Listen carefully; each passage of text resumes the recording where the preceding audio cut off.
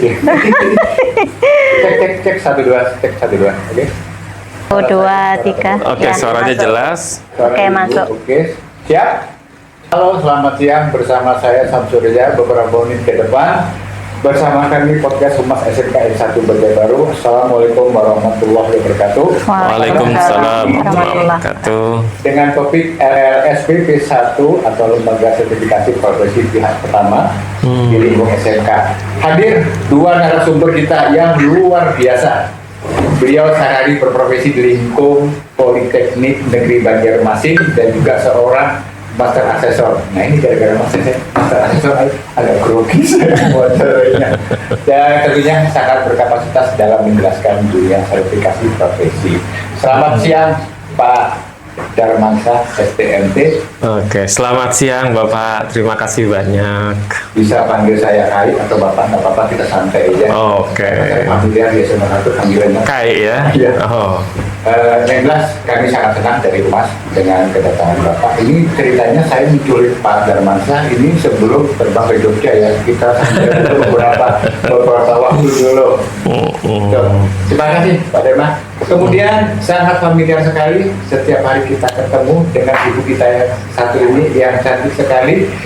Ibu Sukristin Chandraningati. Beliau guru produktif OTKP dan MPLB dan juga ketua LSPP 1 SMK 1 Banjarbaru. Selamat siang Bu. Selamat siang Kai, terima kasih waktunya. Iya. Jadi kita siang ini LSPP 1 di SMK Banjarbaru sudah berjalan lebih kurang 6 tahun Pak. Tahun 2019 ya. Yang dimana untuk saat ini kita ada mempunyai 10 orang asesor, baik dari perhotelan maupun dari perkantoran dan juga dari kuliner. Jadi untuk Pak Darman yang mempunyai kapasitas untuk menjawab ini nantinya, apa itu LSPP 1 dan apa bedanya dengan LSP lainnya. Oke, terima kasih banyak Kai atas kesempatannya bisa berhadir di podcastnya SMK Negeri 1 Banjarbaru. Oke, jadi ini menarik memang, apalagi kita bicara sertifikasi. Nah, tadi kalau Kai menanyakan atau mengkonfirmasi terkait dengan LSP, apalagi di SMK, jadi memang secara garis besar pedoman BNSP 202 itu LSP dibagi menjadi 3 kategori. Ada LSPP 1, ada LSPP 2, dan ada LSPP 3. Nah, P1 sendiri itu nanti terbagi menjadi 2. Ada LSPP 1 untuk pendidikan, ada LSPP 1 untuk industri. Nah, di kita sekarang SMK, kemudian Politeknik, kemudian universitas itu LSP P1 pendidikan kategorinya atau jenisnya, jenis LSP P1, di mana itu masing-masing punya ruang lingkup, bukan sebagai kompetisi, bukan juga berjenjang. Jangan sampai ada yang berpikir LSPP 1 nanti naik tingkat menjadi LSPP 2, nanti menjadi naik tingkat LSPP 3, bukan. Beda. Jadi itu jenis LSP itu dikaitkan dengan ruang lingkup. Misalkan contoh, sekarang kita di SMK Negeri 1 Banjarbaru ada LSPP 1. Nah, maka ruang lingkupnya itu didirikan oleh lembaga. Maka namanya juga harus melekat di lembaga. Kalau di kita SMK 1 namanya nggak boleh lepas dari SMK 1, makanya namanya adalah LSP SMK 1 SMK Negeri 1 Banjarbaru. Nah, cuman ruang lingkupnya dalam artian yang boleh diuji asesinya itu adalah peserta didik. Jadi siswa yang sekolah di SMK 1. Nah, cuman ada Impres nomor 9 tahun 2016 ya. Kemudian ada lagi PSMK yang memperbolehkan jejaring. Sebenarnya jejaring itu ruang lingkupnya ada di LSPP 2. Nah, secara nomenklatur atau pedoman BNSP. Hanya saja karena ada impres, kemudian ada PSMK itu sehingga diperbolehkan, ya. Makanya di SMK itu boleh jejaringnya, Pak. Karena memang jumlah SMK kita banyak. Kita ada Bu ya jejaring ya? Ada. Ada ya? Kita dengan yang kemarin sempat SMK 1 Bati-Bati. Nah, yang kemarin yang terbaru dengan SMKN 1 Kandangan. Betul. Ya. Nah, berbeda dengan yang P1 di perguruan tinggi. Perguruan tinggi itu belum punya jejaring. Dan secara legalitas untuk menyelenggarakan jejaring itu belum ada. Di SMK yang ada, karena tadi ada peraturan dari PSMK-nya yang memperbolehkan. Karena mungkin nggak semua sekolah punya LSP kan itu ya Pak ya. Kalau bicara jejaring yang menetapkan kan Pemprov, Dinas Pendidikan, ya, yang menetapkan bahwa SMK 1 misalkan jejaringnya mana saja. Iya. Nah, karena memang sertifikasi ini kan dasarnya munculnya sertifikasi ini kan kalau untuk di pendidikan itu mempercepat proses sertifikasi itu Impres tadi Pak, Impres nomor 9 tahun 2016, sehingga rame-ramelah SMK melaksanakan sertifikasi dan membentuk LSP. Sementara targetnya pada saat itu hanya 10% dari jumlah SMK. SMK kita kurang lebih 14 ribuan. Kalau ya se-Indonesia, kalau itu bikin semua Pak, itu target tahun 2017 sampai 2020 lah kalau nggak salah ya. Jadi mereka itu punya target minimal 10%. Alhamdulillah kemarin itu di periode ketiganya BNSP itu memang kurang lebih ada 1.200-an LSP P1 SMK yang berdiri. Meskipun targetnya adalah 1.400 sekian karena 10% ya. Nah, kalau sekarang aktualnya sudah mencapai P1-nya ya, itu sudah 1.770-an. Ini Pak, untuk yang kedua ini, bagaimana peran LSP 1 dalam memastikan ya kompetensi siswa SMK terutama di jurusan yang sangat praktikal seperti perkantoran dan kuliner. Bicara terkait dengan kebutuhan sertifikasi ya, tujuan sertifikasi itu sendiri kan sebenarnya itu sertifikasi itu pengakuan Pak, pengakuan seseorang memiliki kompetensi ya. Nah, konteksnya adalah ketika dia di SMK itu sebenarnya ada dua hal. Satu, program studi atau program keahlian itu fungsinya tujuannya dia mengembangkan kompetensi. Nah, sementara kita di lembaga sertifikasi profesi ini itu mengukur, memastikan apakah betul apa yang dijanjikan oleh program keahlian itu tercapai. Makanya itu diujikan. Nah, sehingga skema-skema yang dikembangkan, kalau di SMK kebetulan yang mengembangkan dulu namanya Direktorat Mitra Studi dulu mengembangkan skema. Nah, skema-skema yang dikembangkan itu adalah kalau sebelumnya kita mengenal ada istilah KKNI level 2 dan level 3. Sekarang itu diarahkan ke okupasi. Nah, okupasi itu apa sih? Okupasi itu jabatan kerja. Nah, sehingga kita berharap lulusan SMK dia diajarin untuk diajarin mata pelajaran sesuai dengan bidang pekerjaan. Nah, yang diujikan nanti itu sesuai bidang kerja yang ada di program keahlian tersebut. Nah, bahasanya sederhananya kita kalau biasa sekolah itu kan menjual ya, jualannya nanti kamu sekolah 3 tahun di sini kamu jadi ini. Nah, itu kan ya. Nah, sama halnya di kampus kita juga demikian. Nah, itulah yang mau kita pastikan bahwa ketika dia sekolah selama 3 tahun di SMK Negeri 1 Banjarbaru, dia jadi ini. Nah, itulah yang dipastikan oleh LSP. Skemanya sesuai dengan itu. Nah, kaitannya bahwa di era sekarang, industri juga sudah melihat ke sana.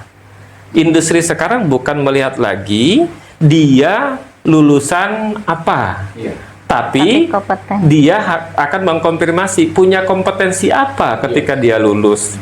Ketika dia mau bekerja di tempat saya, misalkan selaku pelaku usaha, kamu punya kompetensi apa? Tujuannya apa? Bicara industri, bicara produktivitas. Iya kan? Nah, jaminan bahwa punya produktivitas salah satunya adalah sertifikasi. Di mana sertifikasi ini adalah tadi pengakuan bahwa dia punya kompetensi itu. Siapa yang mengakui? Yang mengakui adalah negara melalui BNSP. Nah, sekarang selain dengan adanya regulasi mewajibkan setiap orang yang bekerja di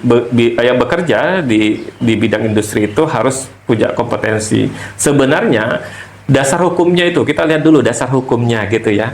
Undang-Undang Nomor 3 tahun 2000, Undang-Undang Nomor 13 tahun 2003 itu terkait bahwa di situ tercantum dengan jelas setiap orang yang bekerja itu wajib memiliki sertifikat kompetensi. Sebenarnya itu Undang-Undang Ketenagakerjaan. Nah, di sisi hal yang lain sekarang di setiap sektor, Pak, itu masing-masing mewajibkan.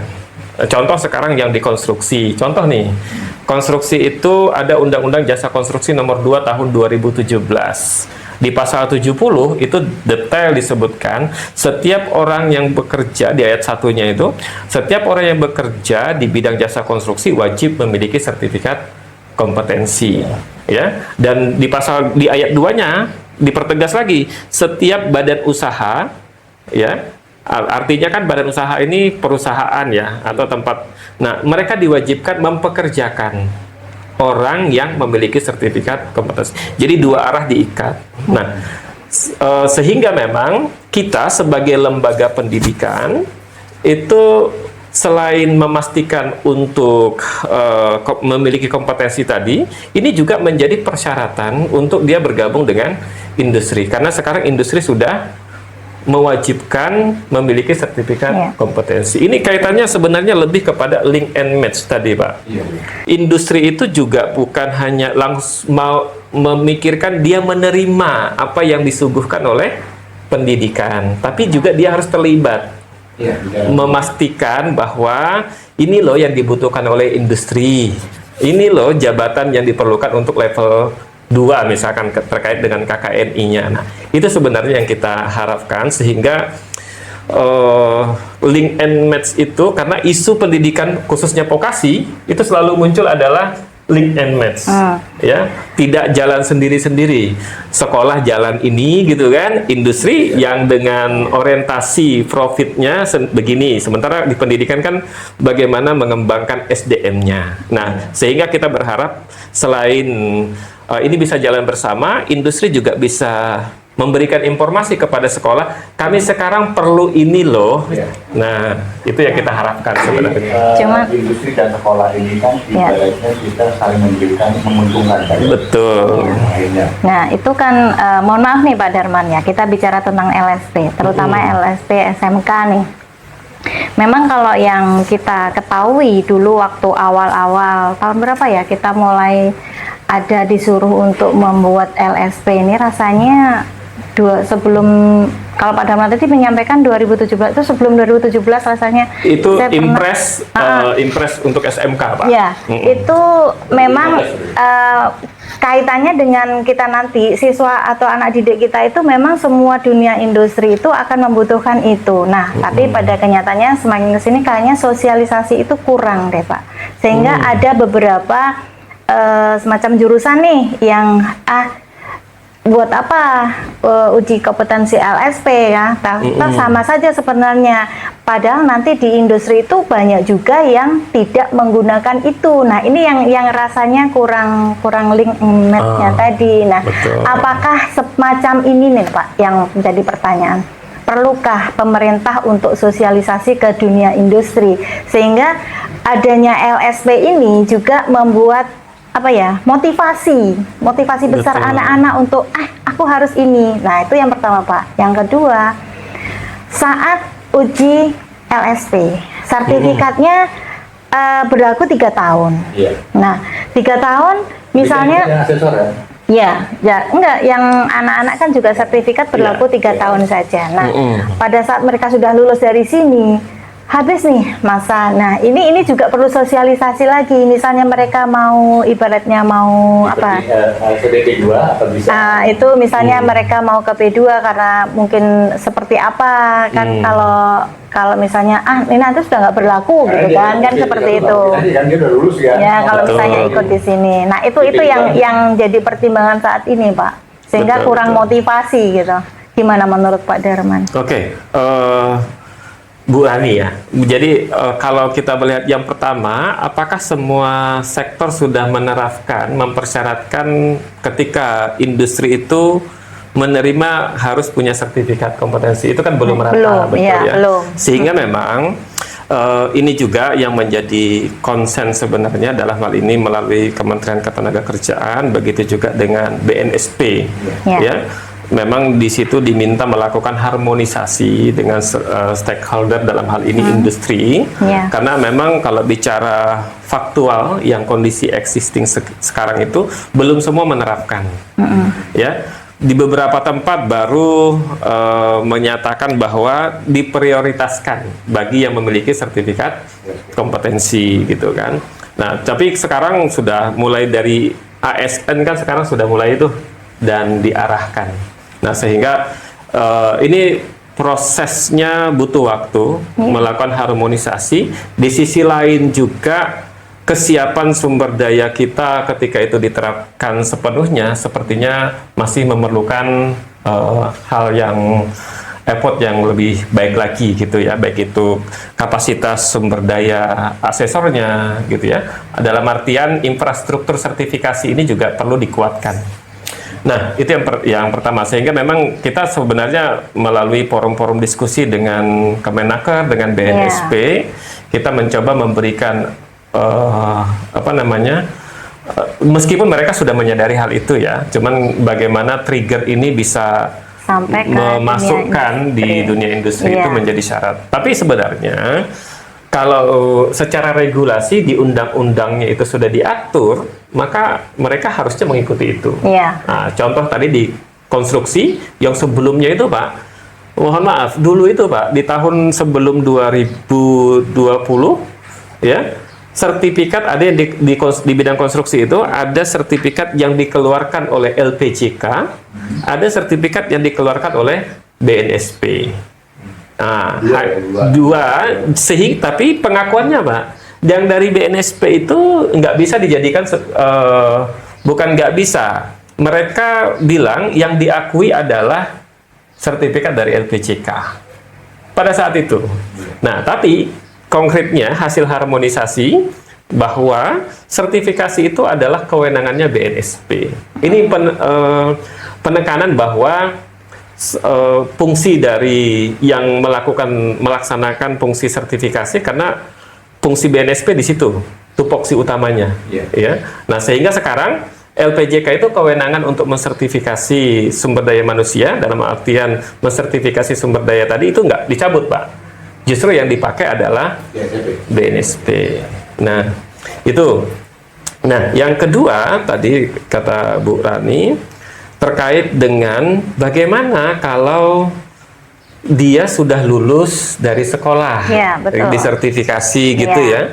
Nah, ini penting kita sampaikan memang harusnya dari LSP mensosialisasikan, ya, bagi yang sudah memiliki dan memegang sertifikat kompetensi, ya, level 2 misalkan, atau dengan jabatan tertentu yang sudah didapatkan di SMK, kan ada masa berlaku 3 tahun. Nah, bagaimana kalau misalkan mau memperpanjang? Di sekolah kita nggak boleh lagi kalau pakai nama LSPP 1, karena tadi bicara ruang lingkup, Pak, bahwa LSPP 1 tidak boleh melakukan sertifikasi ulang. Kenapa tidak boleh? Karena status yang boleh diuji adalah peserta didik. Sementara katakanlah kita mensertifikasi dia di kelas 3 atau kelas 12 gitu ya. 12, ya. Kelas 12. Nah, artinya setelah dia sertifikasi, dia lulus. Nah, 3 tahun kemudian sertifikatnya mati. Nah, dia statusnya bukan siswa lagi. Sehingga dia tidak boleh lagi disertifikasi. Nah, inilah perlu dilakukan sosialisasi, disampaikan bahwa jika ingin memperpanjang, nanti sertifikasinya dilakukan oleh teman-teman di LSPP 3. Bukan P2 juga, Oh, tapi P3 LSP ya? Oh, P3 yang bidang yang sama. Ya. Karena begini, LSP P3 itu didirikan oleh asosiasi profesi. Ya. Asosiasi profesi, kemudian sektornya dibatasi hanya bidang profesi itu. Sektor itu saja. Contoh, LSP P3 di bidang akuntansi. Maka dia nggak boleh mengembangkan skema di luar bidang akuntansi atau sektor akuntansi. Nah, bedanya itu. Kalau P1, selama kita punya program keahliannya atau program studi, kita boleh mengembangkan skema itu. Nah, kalau boleh saran, ini sebagaimana juga yang kami lakukan. Kita bisa kerjasama dengan LSP P3, sehingga pelaksanaan sertifikasi nanti tetap dilakukan di sekolah, ya, sebagai tempat uji kompetensi. Gitu ya. Nah, kerjasamanya dengan LSP P3.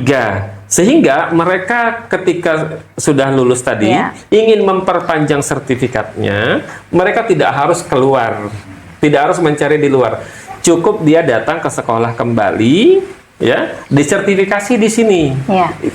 Kita jadikan SMK 1, ya, itu sebagai tempat uji kompetensinya oleh teman-teman LSP P3. Syukur-syukur itu disepakati bahwa nanti bisa jadi asesornya adalah asesor yang ada di SMK 1. Jadi ada kerjasama. Ya. Yang pertama menguntungkan asesi, yang kedua juga menambah produktivitas asesor dan fasilitas yang ada di karena SMK. Untuk sertifikat asesor sendiri juga berlaku 3 tahun. Betul. 3 kali menguji atau mungkin beberapa kali menguji saja. Nah, betul. Itu kalau misalnya bisa dipakai lagi semacam ini kan berarti lebih akan banyak lagi nih Ya, menguji makanya. kan gitu. Oh, begini Pak, dengan adanya pembatasan 3 tahun, apakah ini mengindikasikan bahwa kompetensi si anak itu setelah 3 tahun berlalu itu dianggap tidak relevan? Karena kita tahu di luar sana industri dunia ini sangat maju pesat mobilitasnya. Betul. Ada alasan untuk ke sana. Kenapa harus sampai 3 tahun aja? Oke. Aku yang Seumur hidup. nah, Kayak ijazah misalnya Kayak kayak gitu. ijazah. Iya, betul. Betul. Sebenarnya mungkin bisa juga dilihat saat kita anak-anak magang ya Pak ya. Dari magang itu kan kita bisa tahu nih, oh standarnya untuk dunia industri yang ini seperti ini. Berarti itu nanti yang juga diujikan untuk soal sertifikasinya bisa dari dunia kerja, dunia industri itu ya Pak ya. Seperti itu ya. Betul. Bisa Bu. Bisa begitu ya. Soal yang dibuat nih berarti oh industri itu perlunya yang begini kan, kita beda kurikulum yang di sekolah dengan yang ada di lapangan kerja kan beda nih, Pak. Berarti kan bisa saja nanti asesor ini membuat soalnya sesuai dengan yang ada di dunia kerja langsung gitu ya. Betul. Gitu ya. Ya, bisa seperti itu. Tapi menjawab apa yang dibilang tadi, bahwa sertifikat kita itu berlakunya hanya 3 tahun. Sebenarnya tidak semuanya 3 tahun, Pak. Sertifikat masa berlaku itu diatur oleh sektornya masing-masing. Contoh sekarang, tapi secara umum memang 3 tahun. Contoh, tapi di bidang kehutanan misalkan, itu sertifikatnya 5 tahun. Di bidang kehutanan. Kemudian di bidang konstruksi, itu masa berlaku sertifikatnya 5 tahun. Lebih panjang. Jadi, itu ada yang ngatur. Itu diatur oleh kementerian sektor masing-masing. Ya, itu diatur apakah peraturan menteri, contoh kalau di kehutanan itu diatur oleh peraturan menteri bahwa masa sertifikasi berlakunya 5 tahun. Begitu juga dengan konstruksi, itu diatur oleh peraturan menteri juga. Nah, kenapa sih harus ada batasan? Tidak seperti ijazah selamanya. Nah, ini yang harus kita pahami, perbedaan kompetensi, ya, bahwa kalau ijazah itu kan menyatakan, ijazah itu dikeluarkan ketika sudah selesai mengikuti studi, selesai belajar. Bahasanya itu tuh, ijazah itu. Sementara kompetensi itu pengakuan bahwa, ijazah juga pengakuan. Pengakuan sudah selesai studi, sudah selesai belajar. Tamat belajar, ya kan? Sementara kompetensi ini adalah pengakuan terhadap kompetensi secara individu. Ya, dan dipahami bahwa sertifikat kompetensi itu, bicara kompetensi tadi itu bukan berarti selama 3 tahun kompetensinya hilang, bukan begitu. Ya, tapi bagaimana memastikan? Bukan hilang, Pak. Maksudnya gini, kompetensi siswa itu masih ada. Ya, 3 tahun ke depannya, dia ketinggalan karena ada upgrading dari betul. Upgrade lagi, Ya, gitu. bisa jadi di beberapa sektor tuh, Pak, itu ada. Kalau kompetensi kan orang sudah bekerja di bidang itu pasti akan terjaga. Hanya saja tadi bicara pengakuan kan, pengakuan kompetensi. Nah, ini perlu dipastikan kembali. Makanya dilakukan sertifikasi ulang. Apakah masih tercapai kompetensi itu atau tidak? Karena realnya begini, Pak. Contoh misalkan di bidang engineering itu di pengelasan, Pak. Di pengelasan, kalau kita katakanlah jago las nih Pak, las listrik gitu ya. 3 bulan saja tidak melakukan pengelasan itu Pak. Itu kan harusnya dilakukan secara terus-menerus. 3 bulan tidak dilakukan, itu hilang Pak.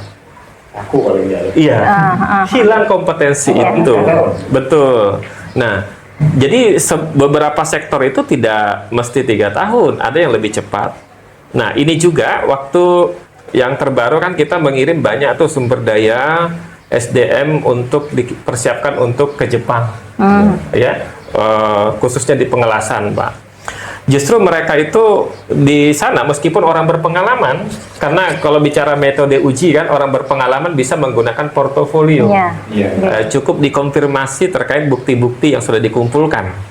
Nah, tapi mereka nggak mau, mereka harus diujikan dengan observasi langsung, harus diuji dengan menggunakan peralatan, ya, supaya nanti orang yang dikirim itu betul-betul punya kompetensi itu. Nah, itu yang dilakukan.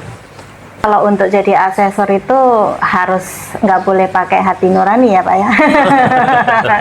Itu dulu kalau disumpah jadi asesor itu kalau memang dia nggak kompeten, oke, nggak usah lulus gitu. Betul. Ini yang menarik Bapak Pak Kai dan Bu Chandra.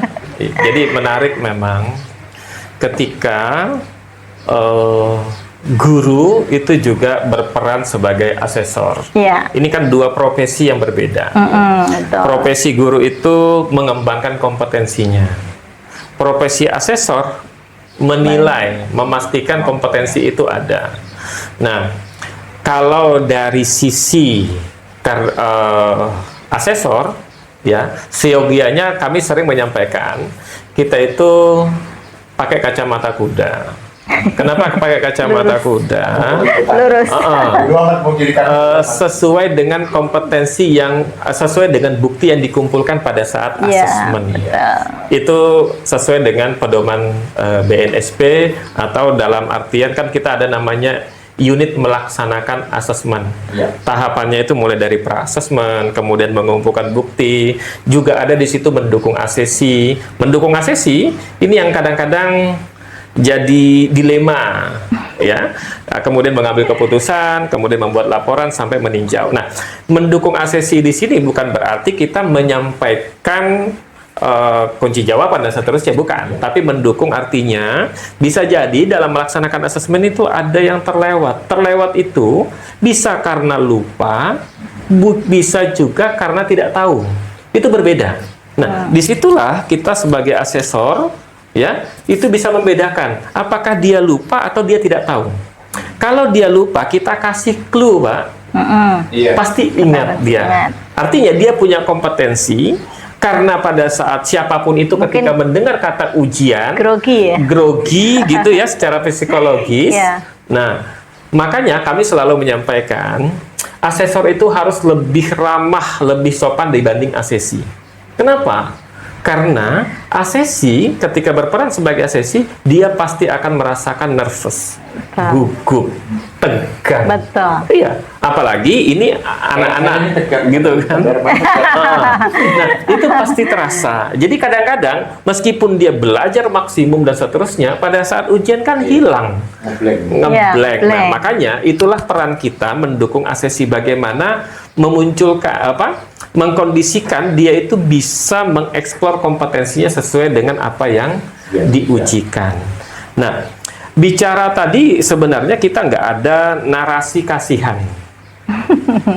nerasa perasaan. Ya. Ya, idealnya kami selalu menyampaikan, bahkan ketika pengajaran ketika kami bertugas sebagai master assessor itu, hilangkan rasa itu, ya, karena kalau bicara sertifikasi bicaranya kualitas, bukan bicara kuantitas, ya, sehingga pada saat kita mengambil keputusan itu terabaikan hal-hal yang main perasaan. Nggak pakai perasaan, guys. Artinya apa? Kita ketika memberikan rekomendasi apakah kompeten atau belum kompeten, itu betul-betul bukti yang dikumpulkan pada saat itu. Memang harusnya begitu kan? Iya. Yang mengalami nanti siswanya di industri. Iya, betul. Industri ada yang namanya kompeten itu bisa atau enggak, ada kasihan baik. Iya. Ya, justru tantangan mereka ke depan justru lebih berat gitu ya. Sehingga memang kami sangat berharap para asesor-asesor kita, khususnya di lingkungan pendidikan, betul-betul yang dijaga adalah kualitas. Hindari, upayakan, meskipun itu berat.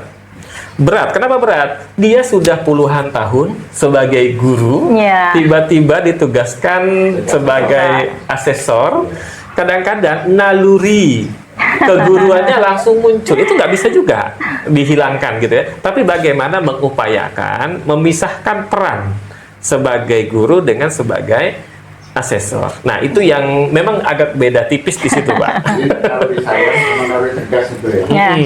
Saya naluri tegas dia. Karena gini, jangan sampai nanti kita berpikirnya nanti dia masih bisa belajar lagi kok. Itu yang tidak pas menurut kami. Kenapa? Urusan nanti dia mau belajar lagi dan seterusnya itu beda treatment, dan itu bukan tanggung jawab asesor. Ya, atau kita berpikir nanti kasihan masa depannya, misalkan ya, kadang-kadang kan begitu tuh, naluri kita guru ya. Kita berharap, karena ini perspektif kami sebagai asesor dan ngajarin asesor gitu ya. Nah, perspektif yang itu harusnya dihilangkan. Kenapa dihilangkan? Tadi poinnya adalah kita menjaga kualitas, bahwa yang kita nilai sekarang itulah yang menjadi rekomendasi. Karena kita tidak ingin nanti, ya sudah, mudah-mudahan nanti dia belajar lagi dengan baik. Nanti yang diuji, pada saat dia diuji oleh industri, dia pegang sertifikat A, punya kompetensi A, B, C, dan D. Tapi ketika dia di industri, dicobalah untuk diminta untuk melakukan itu. Ternyata tidak sesuai. Nah, inilah yang justru menjerumuskan menurut kami. Dampak negatif. Tapi hampir semua industri begitu kan, Pak? Betul. Mereka tidak hanya percaya dengan sertifikat yang dipegang siswa, tapi dia akan melihat lagi bagaimana pada saat dia bekerja, dipercayakanlah jabatan pekerjaan, melakukan pekerjaan itu. Nah, dampak negatifnya apa? Itu dampak negatifnya lebih besar. Tingkat kepercayaan mereka terhadap sertifikasi itu menjadi lemah. Nah, sementara kita berharap ketika apa yang kita putuskan itu betul-betul melekat dan berkontribusi nanti pada saat di industri. Nah, yang dampak negatif itu bukan hanya ruang lingkup sekolahnya, sertifikatnya dari mana? Dari SMK A misalkan, ya. Tapi itu akan menurunkan kepercayaan justru secara baik itu sekolah maupun BNSP. Nah, itu yang sebenarnya kita sebagai asesor memang itu yang kita ingatkan, Pak, supaya yang kita jaga itu adalah kualitas tadi. Betul. Nah, ini tempat kita nggak ada begitu ya. Memang benar-benar kompeten kan? Iya, ada yang nggak kompeten kayak untuk tahun ini memang ada yang nggak kompeten. Jadi memang ada yang nggak lulus. Wajar. Ya, memang harus begitu, Pak. Ya, memang kalau memang nggak kompeten, ya itu tadi berpikirnya lah. Ini kalau memang nggak bisa, kenapa? Jangan dipaksa. Harus bisa gitu. Ya. Betul. Pak Darman nggak paham loh. Oke, Pak Darman ya. Ini yang terakhir. Saya tahu Pak Darman ini bisa. Enggak, santai kok. Saya mau berangkat kan? Enggak. Masih lama. Bisa 1 jam lagi, guys. Iya. Aku cek baterai. Mana? Ini gini Pak Darman ya. Mungkin juga Ibu Chandra. Apa yang perlu kita perkuat untuk sistem LSP P1 di SMK agar benar-benar menjadi jembatan menuju dunia kerja dan dunia usaha atau dunia usaha. Betul, oke. Dari siapa dulu nih? Pak Darman dulu lah. Dari Pak Darman bisa, dari Ibu juga bisa. Kita diskusi biasa. Oke. Oke, saya Tegang loh ya. dari saya coba memberikan saran. Iya. Apa sih yang perlu diperkuat gitu Iya. ya? Yang perlu diperkuat adalah pembelajarannya, Pak. Tuh. Jadi bukan dari sisi LSP-nya perlu terus menjaga kualitas pelaksanaan asesmen is okay.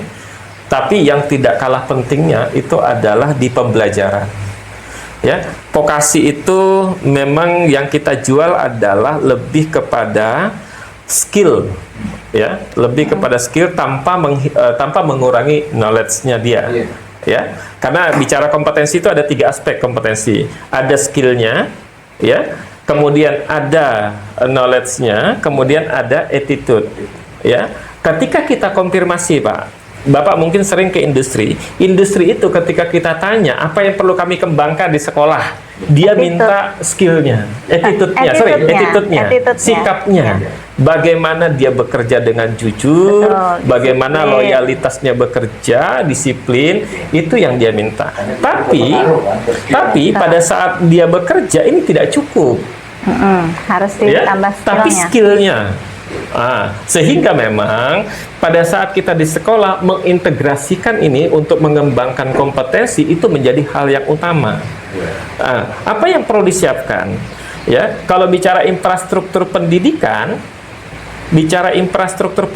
itu selain menyiapkan guru yang berkualitas, betul-betul kompeten, kita juga harus dilengkapi dengan media pembelajaran yang sesuai dengan kondisi saat ini. Tuh.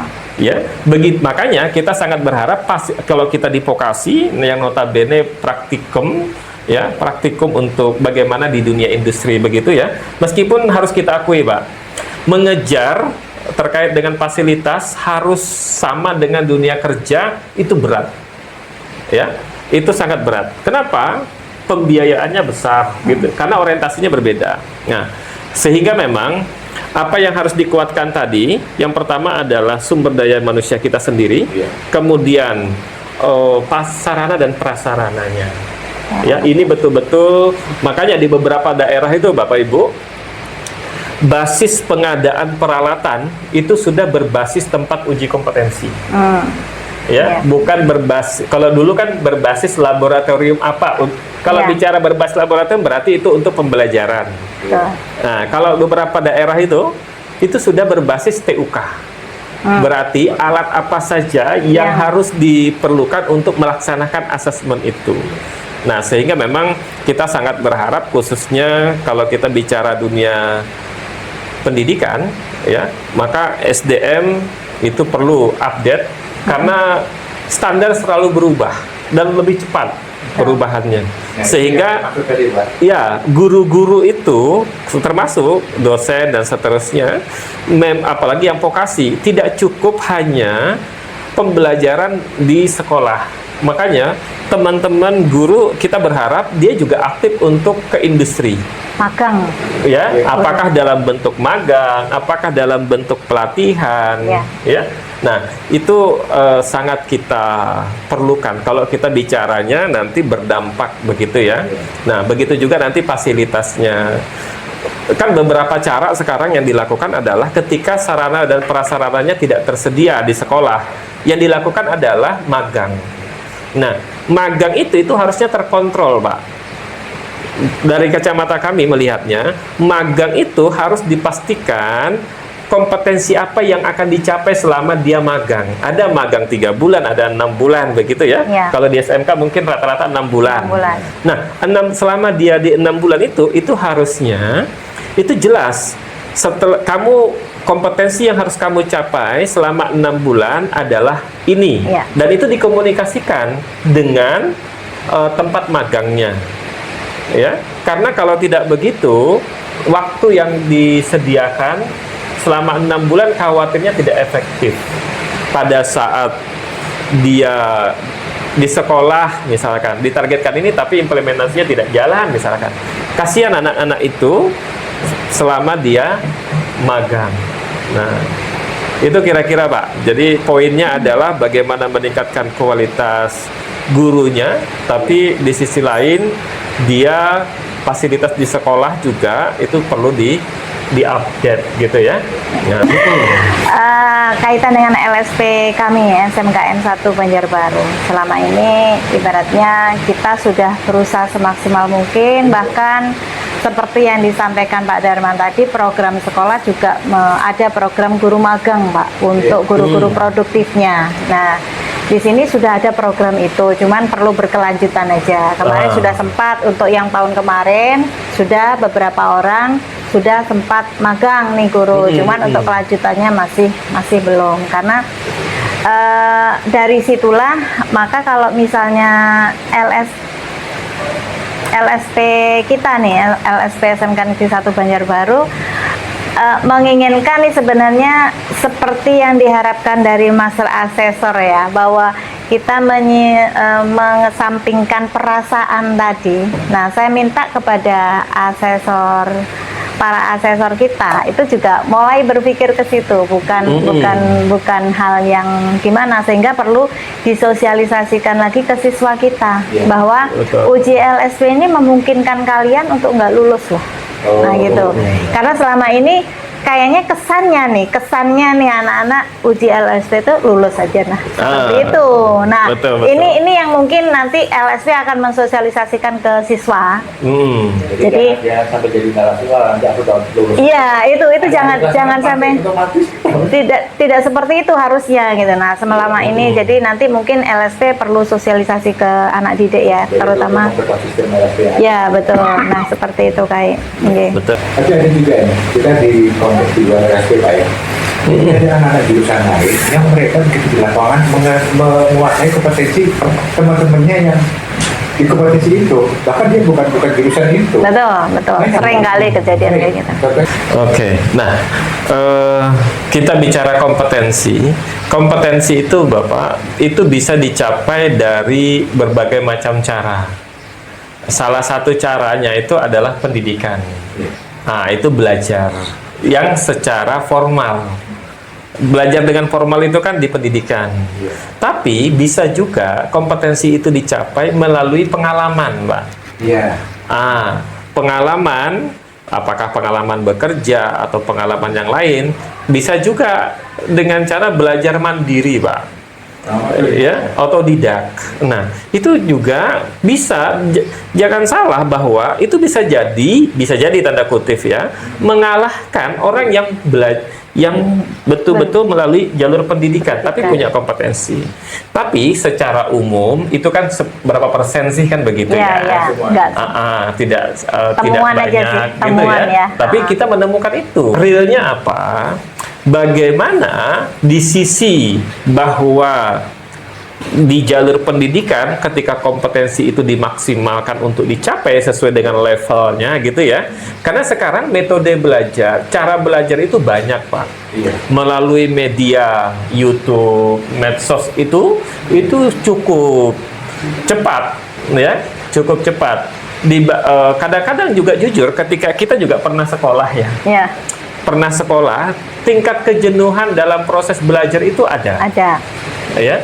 Tapi meskipun pada saat kita jenuh dikasihkanlah materi tambahan begitu ya, itu kadang menguap, Pak.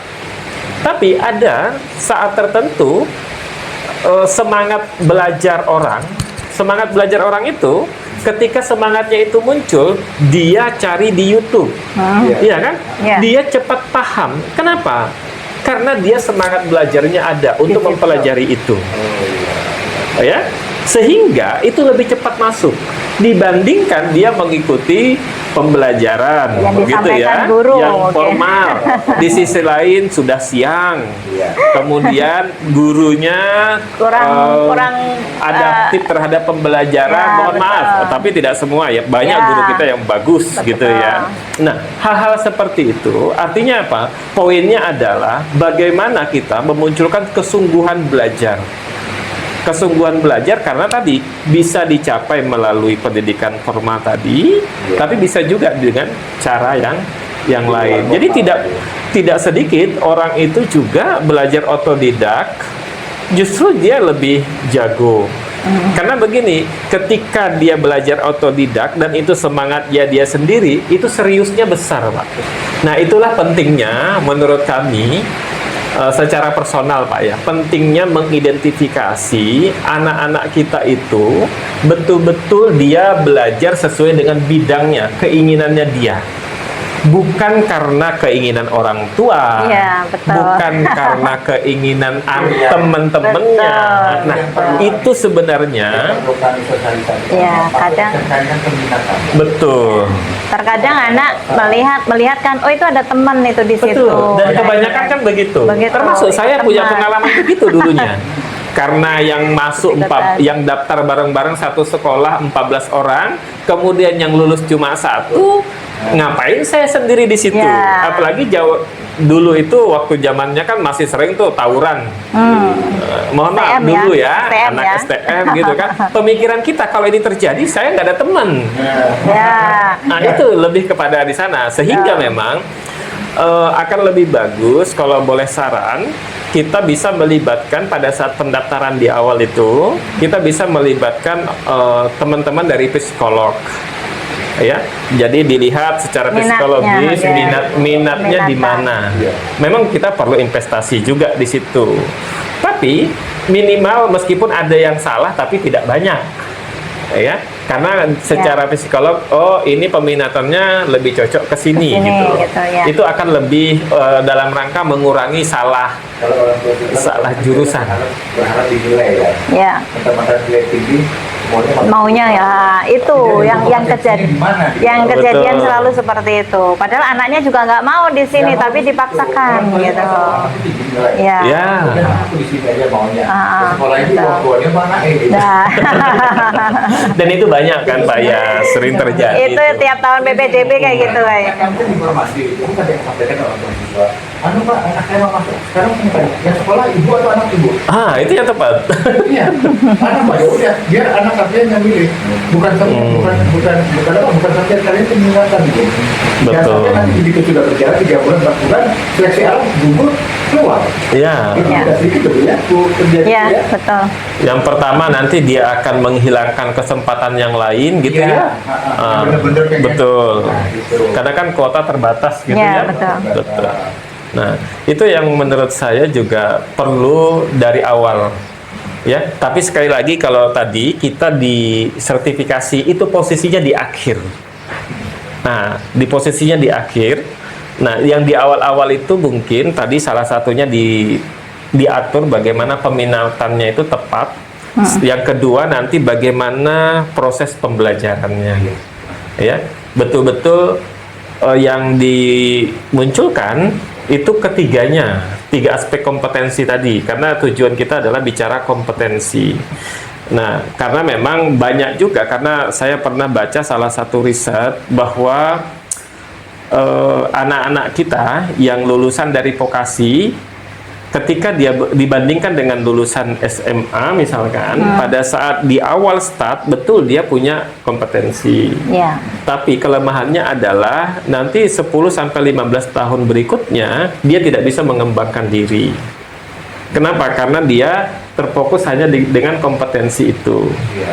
Nah, ini juga jadi problem kita, ya.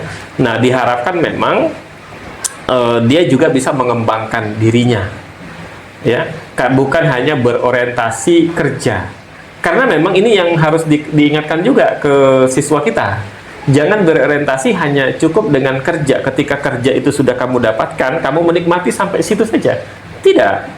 Ya, harusnya dia juga nanti pada saat dia bekerja, dia mengaktualisasikan dirinya dan terus berkembang. Iya. Tidak jabatan 10 tahun itu aja terus misalkan begitu ya. Nah, itu yang perlu kita motivasi. Ini Pak Darman, jadi pada saat anak-anak kita ini lulusan SMK, harapan pemerintah dulu kan mereka siap kerja, kan? Betul. Gitu? Padahal kalau kita melihat di industri, jarang sekarang yang mau menerima lulusan SMK. Dan mereka itu hanya pada taraf yang paling rendah lah, pegawai rendahan untuk Iya, lulusan SMK. Nah, ini kan jadi polemik juga. Ternyata dibutuhkan sekarang itu seorang sarjana gitu kan. Nah, kalau nggak sarjana mereka akan stagnan di situ aja, di posisi yang paling rendah sekarang kan seperti itu. Nah, ini juga menjadi dilema karena pernah Dinas Pendidikan menyampaikan bahwa SMK kok banyak yang kuliah. Harusnya kan mereka kerja. Itu dilihat dari lulusan apa itu penelulusan Tracer study. Nah, itu kok banyak yang kuliah, kan harusnya siswa SMK itu atau SMK itu dikatakan berhasil kalau siswanya itu bekerja. Nah, itu dulu saya sempat berdebat juga dengan Dinas Pendidikan bahwa sekarang tuntutan dunia industri tidak SMK yang diterima untuk jadi, misalnya SMK diterima tapi kecil kemungkinannya, dan itu pun jabatan yang ibaratnya ya apa ya Pak ya? Operator ya. Ya, sehingga yang sekarang dibutuhkan itu justru yang sarjana kan seperti itu. Nah, ini yang jadi pertimbangan juga Pak, setelah lulus SMK tuntutan Dinas Pendidikan harusnya SMK itu kerja gitu. Bukan kuliah ya. Kalau misal anak-anak kan boleh tuh punya cita-cita lulus SMK mengembangkan profesi yang jurusan kemarin nih Pak, lebih memperdalam gitu kan, untuk tingkat yang lebih tinggi lagi. Tapi itu justru satu hal yang dipertanyakan, SMK kok kuliah gitu. SMK kok kuliah ya, gitu ya. Itu tidak ada batasan, silakan kalau mau kuliah. Iya, cuman SMK ini tujuannya didirikan SMK kan untuk bekerja lulusannya. Itu yang sempat betul, itu yang sempat dipertanyakan. Dulu sempat pada saat tahun-tahun berapa ya? 2018 18 19 lah. Itu sempat dipertanyakan. Itu ya. Pada saat ada. Sekarang kayaknya nggak ada lagi perbincangan semacam itu. Sama halnya dengan tracer study itu, dianggap bekerja itu ketika sesuai dengan bidang kerjanya. Itu baru dianggap bekerja. Nah, tapi secara global sebenarnya memang isu bahwa tadi disampaikan oleh Bu Chandra ketika kenapa kok anak didirikan SMK itu memang disiapkan untuk bekerja. Tapi di sisi lain industri yang membutuhkan sekarang bukan maksudnya dalam tatanan yang ada itu adalah lebih kepada sarjana. Sebenarnya kalau kita melihat dari sisi industri Pak, dari sisi industri itu mereka sudah punya peta jabatan gitu ya yang dibutuhkan. Sebenarnya dari sisi peta jabatan itu kan ada 3 kategori ya, piramida terbalik begitu ya. Ada 3 kategori, ada yang kategori atas itu kategorinya ahli, kategori middle-nya itu kategori teknisi gitu ya, baru tenaga teknisi atau analis gitu kan, baru kategori ketiga itu di bawah yang banyak ini adalah tenaga operator. Nah, di sini sebenarnya dari peta itu kalau di industri memang peluang paling banyaknya itu kan operator dibanding analis, apalagi yang ahli kalau kita bicara kaitannya dengan kompetensi tadi. Nah, kenapa saat ini orang itu banyak kuliah? Karena yang pertama tadi dari sisi industri juga memunculkan sebenarnya tidak hanya industri, di pemerintahan juga demikian. Betul. Sekarang relatif pemerintahan itu mereka jarang sekali memunculkan lulusan SMK, SMA untuk menjadi ASN, P3K misalkan gitu ya. Nah, di sisi lain bahwa standar yang saat ini, yang apakah pekerjaan kita memang sudah semakin membutuhkan skill analisis yang lebih besar atau hanya cukup operator misalkan. Nah, tapi pada prinsipnya di jalur pendidikan kita Pak, jalur pendidikan kita itu kan sebenarnya ada 2 jalur. Ada jalur akademik, ada jalur vokasi. Tadi kaitannya kalaupun dia melanjutkan, itu harusnya kalau masih mempertahankan relevansinya dengan SMK, itu harusnya dia di pendidikan vokasi. Pendidikan vokasi itu ada politeknik, ada akademi komunitas, kemudian ada institut dan seterusnya. Itu kan jalur-jalur vokasi. Nah, yang kita lihat sekarang, kenapa sih yang banyak, mungkin saya belum dapat pasti hasil tracer study secara nasional ya. Berapa Ya. persen yang bekerja, Betul. berapa persen yang melanjutkan studi, berapa persen yang berwirausaha. Karena kan sebenarnya Kemendikti dulu ya, bukan Kemendikti tapi Kemendikbud Dikbud. yang sebelum 2024 itu berubah. Itu kan sebenarnya ada 3 BMW kalau tidak salah ya. Bekerja, melanjutkan, sama wirausaha. Dan ini kan masuk dalam kategori ini lulusan kita itu bukan hanya dituntut untuk bekerja. Itu yang masuk di dalam tracer study gitu loh ya. Nah, bukan hanya bekerja saja. Nah, kalau kita lihat dari sisi masyarakat, Pak. Dari sisi masyarakat juga terlihat dia sangat bangga ketika anaknya jadi sarjana. Ya, Itu betul. juga. Itu Ya, masih jadi padahal prioritas. bisa jadi ketika dia bekerja pun sudah mampu gitu ya. Tapi kan masyarakat itu sudah melihat dari latar belakang, bukan hanya dilihat dari sisi kompetensi sebenarnya, Iya, tapi mereka melihat status pendidikan. Pendidikan. Sehingga lulus SMK menjadi tidak cukup. Maka ketika orang tuanya mampu, anaknya akan dikuliahkan. Walaupun pada saat lulusan SMK mereka udah mampu. Dia Ya, sudah sebenarnya punya mampu. kompetensi dan bisa untuk bekerja sebenarnya. Tapi orientasi dari orang tua ya sudah, kamu lanjutkan dulu. Orang tua mampu. Betul, karena memang masih di usia 18 tahun Iya. itu cenderung masih perlu diarahkan. Sebenarnya Ya. kalau bicara arahan, padahal di SMK mereka sudah dibangun untuk mentalitas, untuk apa gitu kan. Jadi orang tua tidak akan memandang bahwa ini perlu diarahkan dulu nih. Ya. Itu. Oke Pak Darman, wah ini sangat sekali panjang Wah, sekali nih. masih ya. banyak sebenarnya. Ini kalau kita kulik, Masih panjang. 2-3 jam lagi Belum selesai. Oke, menarik yang jelas, Mama. Kami dan juga pemirsa banyak sekali yang tadinya kita tidak tahu menjadi tahu Pak Darman. Alhamdulillah. Terusnya saya Oke. pribadi ya.